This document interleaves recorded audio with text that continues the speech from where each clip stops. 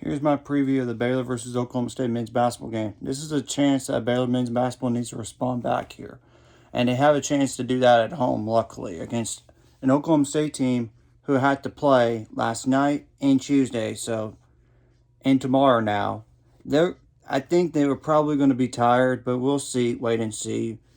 And I know for a fact that Oklahoma State last game only had one double-digit score, and they were 15 for 22 on free throws and 6 for 21 on threes, which 4 of those 6 were from 2 players, really, and the other 2 are just 1 for 3 or 1 for 4. So, yeah.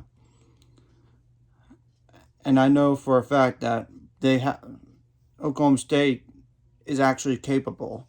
They actually beat Texas in Austin would be like 6 days ago by surprise, which is like, oof. But it shows how good this league is. So they're 8-7 now on the year. Some key players to keep an eye on: Bryce Williams, 6'2", 180-pound guard.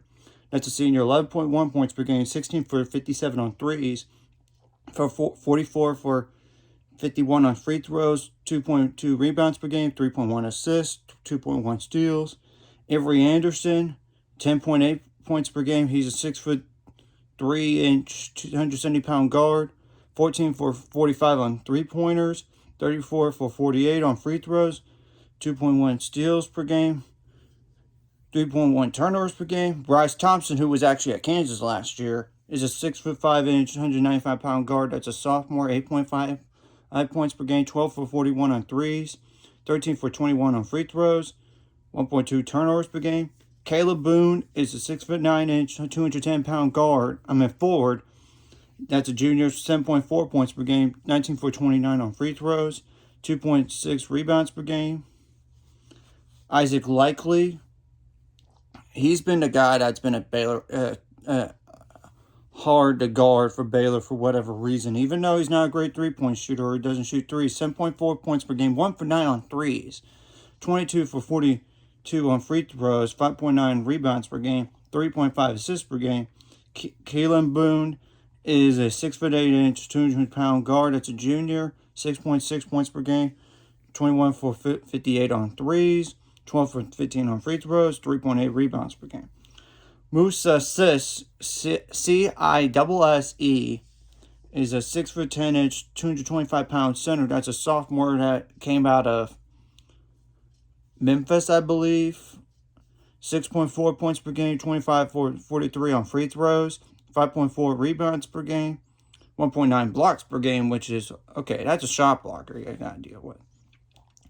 Matthew Alexander Moncrief is a 6'7", 215-pound forward. That's a freshman, 5.8 points per game, 0 for 1 in threes, 17 for 29 on free throws, 4.9 rebounds per game. Rondell Walker is a 6'4", 170-pound guard. That's a freshman, 3.7 points per game, 7 for 35 on threes. So as you can tell by Baylor's roster right now, they don't have a lot of great three-point shooters. It's just like one guy that's above 30%, and maybe Bryce Thompson at 29% right now. Okay, Rondell Walker is 10 for 13 on free throws, 1.5 steals per game. Tyreek Smith, who is actually at Texas Tech, I believe, a 6'7", 220-pound forward, that's a sophomore, 3.3 points per game, 6 for 12 on free throws.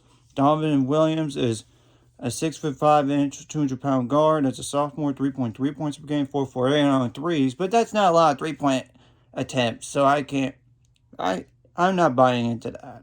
Don't worry about him. 8 for 14 on free throws.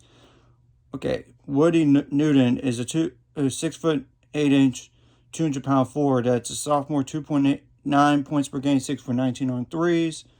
So that's another guy that could shoot threes, but I'm not sure how much playing time does he really get. Okay, questionable player is like, with the undisclosed injury, is Bernard Kuma. That's a 6'10", 200-pound forward, 1.4 points per game. The other guys, you don't have to worry. It's simple for Baylor what they need to do better. Take care of the ball. You've been having these issues recently. And Texas Tech got back into the game because of all those turnovers. You had a 31-16 lead. But then you didn't score for the rest of the half in the first half. And I give credit to Texas Tech's defense. But Baylor, you got to take care of the ball better. I mean, you have 14 turnovers, which is not a lot. It's still a lot, but not as many as it could have been. But you know what I'm saying, though. And you only committed 12 fouls. So basically, you need to make some more shots than last game, which I think last game might have been an off game for James Akinjo anyway. Even though he had 17 points, he was 5 for 14 on field goals and 1 for 8 on threes, but 6 for 6 on free throws. The free throws, they were 8 for 13, but I'm not going to say they're not going to make every single one. Adam Flagler, who is a really good free throw shooter, was 0 for 2 in the game. So really, if he could have made one of those, I think both of those, and then Matt Meyer make one more free throw, that game would have gone to overtime. Granted, I know the rebounding battle, they out-rebounded Texas Tech, so you got to keep that up. So really, on offense, you got to take care of the ball better and get better shots. You need somebody to step up in place of Jeremy Sohan, who is going to be a game-time decision probably because with his ankle and he's in a boot. But we'll see if he even plays tomorrow, and hopefully he'll play within the next week or two. You got to get him back in the flow because we need him back. Baylor needs him, another quality big guy. And Kendall Brown, I don't know what to think about him.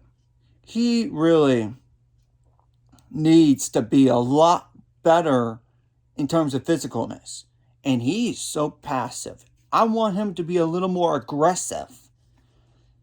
And he got beat on back cuts. You got to be better on defense on back cuts. That's what killed you the last few games and giving up layups at the rim. And you got to defend a lot better than you did in the second half. In particular, those last 4 or 5 shots for Texas Tech, they were makes.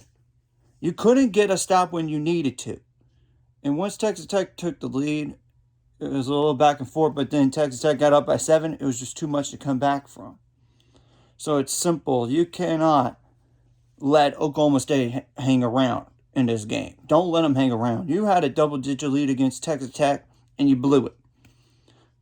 And you need to be a lot better than that, honestly. And somebody needs to step up and be that vocal leader as well and win the glass battle, of course, and limit transition points on defense and get more transition points on offense. Anyways, if you like this content, hit the like and subscribe button, and I'll see you guys later.